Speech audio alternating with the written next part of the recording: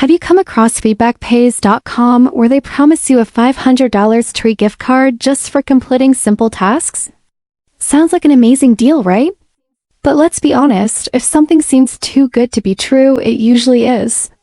There's been a lot of buzz about whether this platform is a legitimate opportunity or just another scam trying to lure people in with empty promises. So let's break it down and see what's really going on. At first glance, the site seems like it could be a legitimate way to earn rewards, but there are several red flags that raise serious concerns. For one, there's a complete lack of transparency about who's actually running the website. This alone should make you question whether they can really deliver on their promises. Additionally, the platform uses shady redirects that could be tracking your personal information, leaving your data exposed to who knows what.